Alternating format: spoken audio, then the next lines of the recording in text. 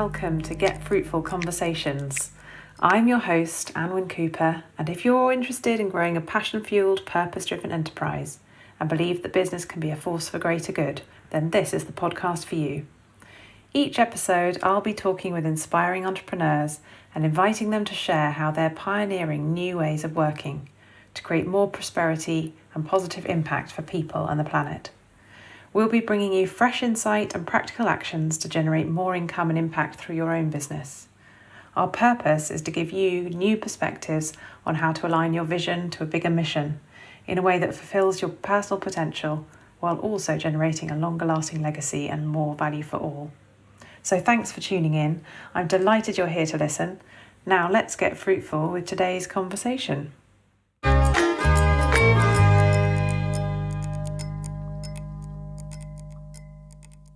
So, hello and welcome to today's conversation. And my guest today is Jane Ollis, who is the founder and director of MindSpire. MindSpire are a really exciting, groundbreaking health tech startup. And she's going to be telling us more about that exciting new venture today. Jane also has a very interesting career. She brings 25 years of diverse business experience from interning at NASA to sitting on and advising boards of global companies. She is an environmental scientist and biochemist by training, interested in how science and technology can shape tomorrow's world. She's also an alumni of Sydney's prestigious social leadership programme, a business fellow of Oxford University and part of Innovate UK Global Business Innovation Programme with a focus on AI. And today she's focusing on building and serving businesses that have a clear purpose and social impact that support human flourishing. And as well as her MindSpire venture, she is a non-exec director on a number of boards, including Vice Chair of the East Kent Hospitals University NHS Foundation Trust and Chair Audit and Non-Exec Director at Kent Surrey Sussex Academic Health Science Network, and also a Non-Exec Director at Riding Sunbeams, and also a Non-Exec Director at Community Energy South Limited, I believe. So welcome, Jane. Thank you, Anwyn. Of exciting credentials there. Have I missed anything out? Or did that cover everything? Mother, probably the most important job. Indeed, very important. And keeping you busy as well, I'm sure. So thank you for joining me today, Jane. Really excited to hear about MindSpire and what you're working on with that technology. But I want to kick off by asking you to tell us, what does business for good mean for you, and how does that relate to your work? Well, I see business as a way, or it's my way of how I want to serve the world. And I think if you want to try and solve a big hairy problem, then and being an entrepreneur or having a business that has a solution to that problem is the way forward. So I think all business should have a purpose, which is a good one. And that is certainly well beyond just the profit that it makes. It has to be about making a difference in the world in which we all live. Absolutely. So tell us a little bit about the purpose behind MindSpire. A purpose behind MindSpire is about being the best we can be every day. And the sort of the backstory to it for me was actually as an environmentalist, because I just keep wondering why it is that we don't take enough action, why it is that we don't feel connected enough to this beautiful planet that we live on, that we do something about it every day. And then I just figured that's because we're disconnected from the world around us. Sometimes it's because we're disconnected from each other and disconnected in our own brains. We live on autopilot. We're not often filled with our sense of our own loving kindness. So MindSpire was about trying to solve some of those issues so that we were better connected in our own brains, and therefore we could be better to ourselves, therefore better to each other and better to the planet. That's really interesting. So that was sort of the big hairy starting point, but that took me on this roller coaster ride. Yeah. So tell us a little bit more about what MindSpire is and the technology that you're developing for people who don't know. So in a nutshell, we're about decoding and releasing stress, because if you can tackle that and the huge issues around anxiety and depression, then we can all be in a place where we can focus on being really positive. I'm really interested in science and data, and I'm intrigued that stress is such a pervasive problem. I mean, we all need stress to be able to respond to something that happens around us. That's absolutely fair. But what happens is our stress response gets activated so often that it never closes down properly. So the switch that turns it on gets damaged, and we live with chronic stress. Most of us probably think that's normal now. But if we can try and decode that and work out your personal levels of stress, then we can more accurately treat it. And MindSpire is all about decoding that and treating it ultimately through directly stimulating nerves. And we have a lovely workaround solution we'll be launching this summer, which is easily accessible to anyone. But ultimately, we're about directly stimulating nerves from outside the body. Right. Fascinating. I really like the fact that you've come to this, what is, at face value, it seems like something that's very much about personal well-being and individual health and well-being. But you come at it from the perspective of an environmental scientist. So you're thinking about the sort of global implications. So I'm really interested to hear a bit more about that connection between people as individuals and the planet as a collective and the environment. Yeah, I think it's it is interesting, isn't it, that we've just got a little bit too wrapped up in ourselves, and our ego is a very powerful force.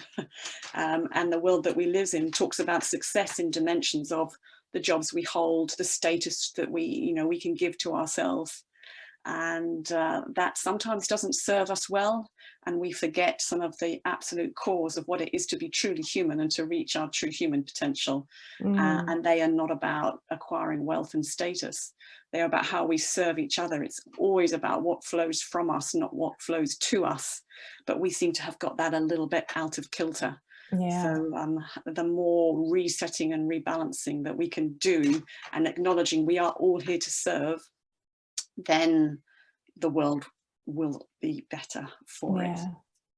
Well, you started to talk a bit about it here, but I'm really interested to hear more about what success means for you, and what is the ultimate vision that you have for MindSpire? Success is about lots of people benefiting and enjoying the services and the products that we will offer. I know many startups and founders are asked to automatically describe their exit strategy, and that, for a small business like mine, it's exiting out to a bigger player who can scale the business up and landing a large check. That doesn't motivate me at all. I'm motivated by impact on people's lives, and so I guess success for me is the multiples of thousands that could benefit and see this as part of their journey to becoming the best version of themselves.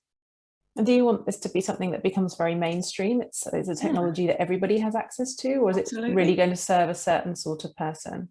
Absolutely available to everybody. There is, it always strikes me as odd that we always talk about, people who are having mental health issues or illness, but we all live on this roller coaster ride. And for any of us to think that there are times that we don't struggle or could respond to things better or be better, we're all fooling ourselves. We all have good times and bad times, and that's life. And if you're not getting that, you're probably not living life to its fullest. Yeah, I think you spoke a bit earlier about how we're often in a state of stress, and that becomes normal. And it's a question of how do we decide, I guess, between what is good stress that's stimulating and motivating, and what is bad stress that's actually potentially going to make us ill in the long term.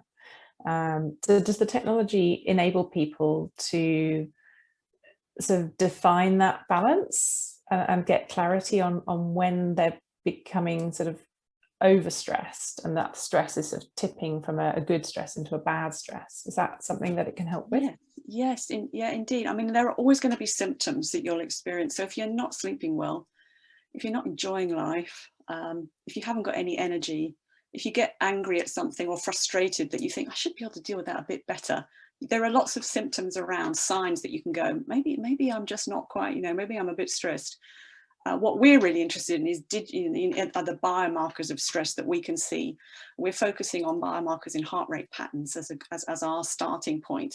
I say we're a very data-driven company, but everyone's stress levels are different. So I might find it really hard to recover from a situation, see my heart rate patterns and particular measures in that decline, and you might do it much better. So comparing people is very different, is a pointless exercise. It's all about what's personal to you and you learning. But we can certainly give you a good measure of your stress. We can benchmark that against a similar age group and gender, but really that's not helping. It might amplify your stress if you look and see, God, I'm as low as 20% here. I really am stressed. But your brain amplifies those issues immediately.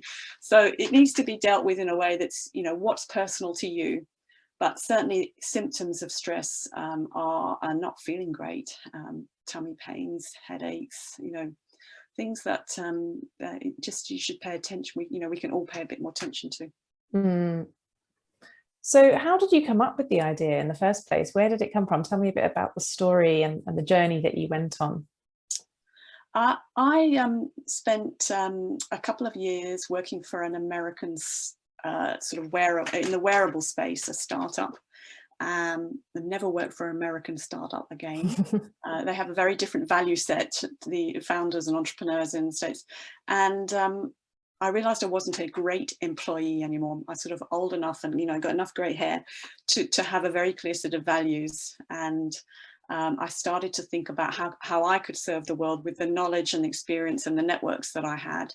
And I was really interested in how you can, how our brains operate and how we always have chance to create new neural pathways. So whatever we think is normal in our brain, those patterns can be changed. And this whole concept of neuroplasticity, the ability to create new neural pathways, that was my starting point.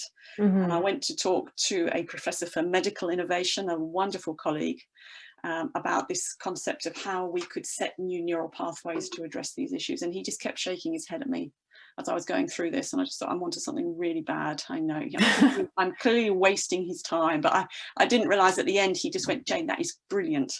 And he gave me some brilliant advice and to make that better. And the concept of MindSpire was born. We've since diverted a little away from brainwave patterns, simply because that was a little further down in our roadmap now. But certainly being able to interpret your brainwave patterns would give me a really good sense. I know exactly what to look for that would give me a sense of also where the stress is in your brain as well. Fascinating. So tell me a bit about what you're working on currently and what you're working towards, what's keeping you busy, and what are your next steps that you're moving into? Wonderful. Well, we have two objectives, really simple. We are building a wearable earpiece and to be able to beautifully read your heart rate and ultimately brainwave patterns, and ultimately be able to stimulate this nerve called the vagus nerve from your ear. The vagus nerve is this wandering nerve, an information superhighway around your body that is your access into your parasympathetic nervous system, the bit that sets the rest and relax response. So that has been our focus. But we have a launch product coming up this year, though, that is a little bit easier, works beautifully, that is also about stimulating the vagus nerve. Right. And activating that response. But the good news is you can do it, anyone can do it at home for absolute free. We're offering it in a wonderful program. And that's about accessing the vagal, stimulating the vagal nerve through your heart. And the way that you do that is through your breathing. Your breathing, you can control your breathing to activate certain rhythms in your heart that activate your vagus nerve. So we're using physiology to be able to get your brain to relax. So that's our starting point, and we'll be launching that as an app-based product this summer. Brilliant. So we can all download it and have a go. I'd love anyone listening today to be beta testing. Yeah. I'd love people to try and pull it apart, tell me what they hate, help me think about great content that goes around that. So I think that's my ask to anyone who's listening today is, please can we have people who will be gentle on me but tough and the team to say how it works for them. Yeah, fantastic. Sounds like a really great opportunity. So what would you say your biggest learnings have been so far on your entrepreneurial journey? You spoke earlier a bit about your experience working with a company with different value set, and how that's maybe brought you more clarity on what is important for you and what you're looking to create in the world. And obviously you've had a very interesting and varied career to get to this point. But what would you say stands out for you as the big lessons that you've learned, either about business or about yourself? I think when you start with a big, bold idea, you need to absolutely hold on to that, because turning a big, bold idea into something that somebody wants to buy can create tension. You need to keep checking yourself. I have this big, bold idea and a solution, but is the market ready for it? So is the solution that I've got now right for the target audience that I want to serve? And that's been one of my not weaknesses, but it's still an area that I need to keep really focused on, validating the product at its earliest stages, testing it with many people in as many different ways. I'm busy fundraising at the moment, so I'm talking to so many angel and some early institutional investors, and that's the one pushback that I've had a lot, is about validating this with the market that I'm serving. So that would be my biggest lesson. Yeah. And a level of patience as well. I'm an impatient person, and you forget that you need to celebrate all the little good things along the way. Acknowledge that failure happens more often than the good things. So you just got to pick yourself up and go, that was rubbish, but I will move on and I will learn from it. And that can be a bit exhausting, because there is no smooth sailing in this journey. None at all. Yeah, very true. The best calling, but the worst job. So for other people who may be starting out with a business idea, or who are perhaps in the early stages, do you have any other words of wisdom or top tips or things that they should be thinking about? I just talk about it to lots of people, diverse people, keep testing their ideas, because the ideas may pivot around. And I think being flexible about where you start may not actually be where you first start selling, and that's been my experience. So agility, listening, prepared to accept feedback, knowing when to move in response to that, would be my flexibility, determination. And I've done this around some non-exec roles, to ensure that that I can meet my financial commitments on from the home front. So I think you do have to be prepared to acknowledge you're going to work silly hours. So you have to enjoy it, and there has to be joy in what you're doing. If you don't love it, then don't do it. Yeah, exactly. You've got to be prepared to give up your time and so much energy to get the idea off the ground. So what is it that you're passionate about? You spoke earlier about data and that being something that fascinates you. What is the passion that drives you, the thing that motivates you to pursue this? I think it comes back to having been a mum.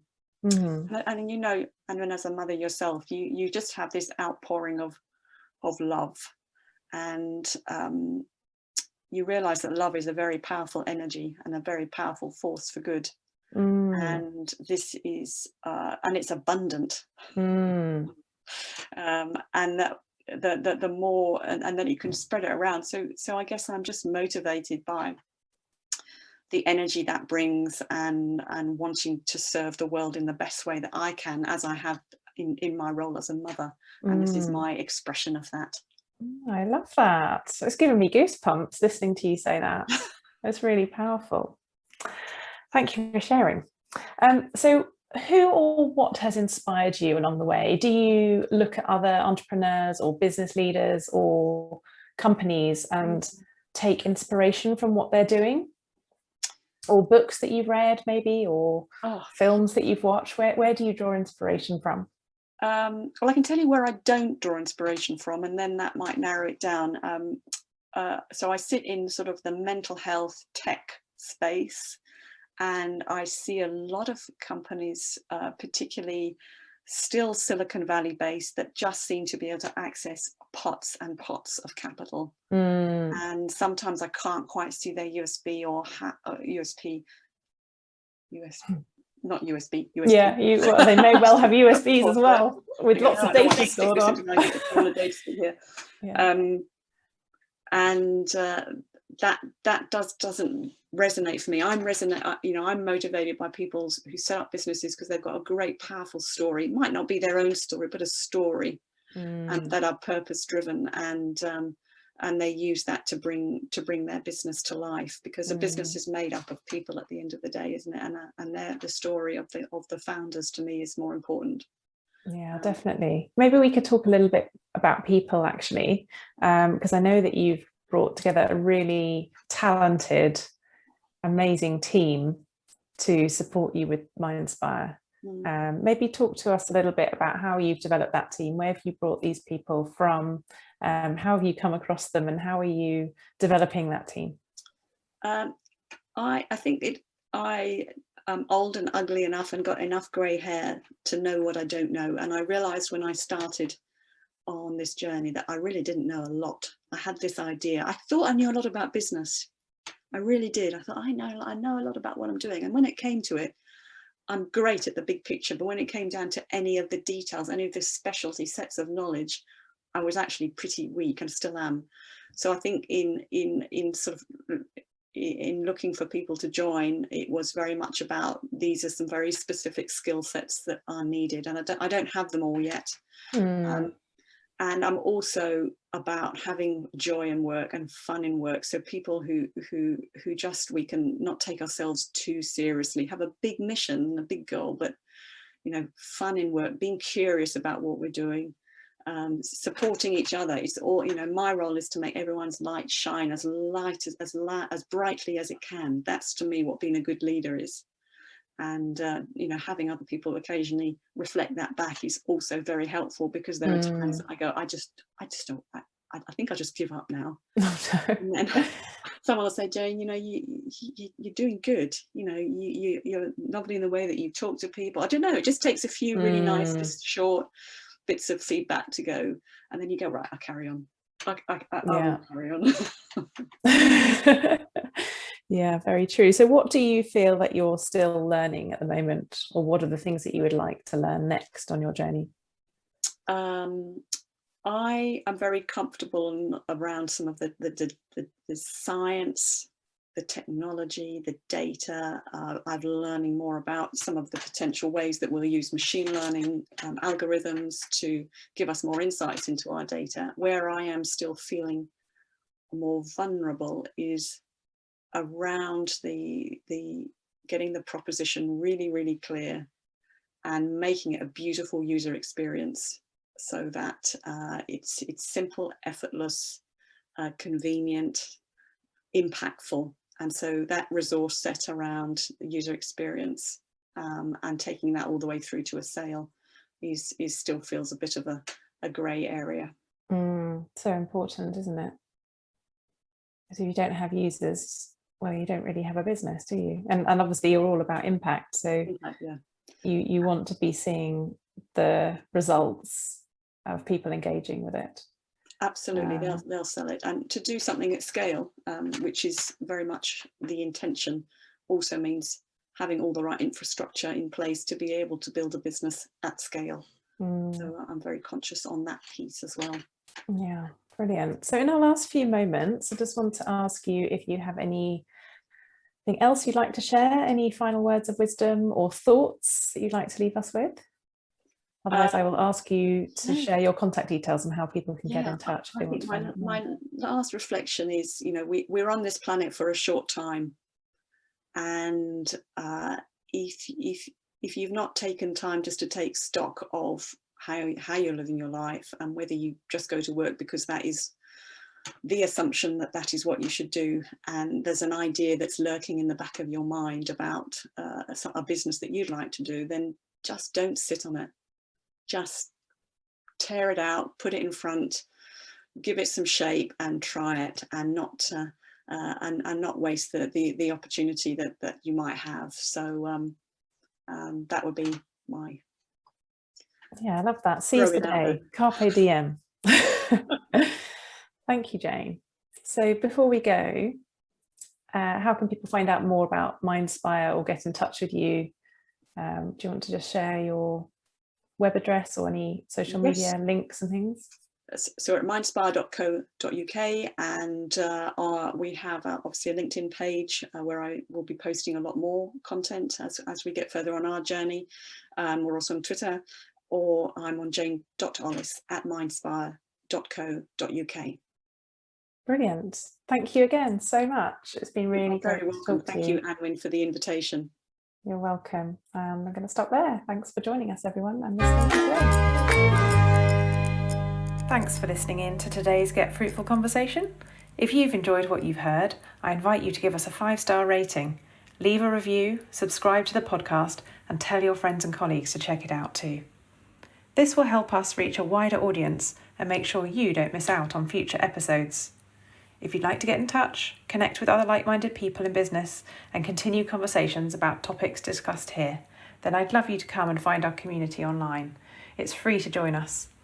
Just search for the Get Fruitful Business for Good group over on Facebook, visit my website, getfruitfulmarketing.com, or click the links in the show notes. I'd love to hear what Business for Good means for you. Until next time, goodbye for now.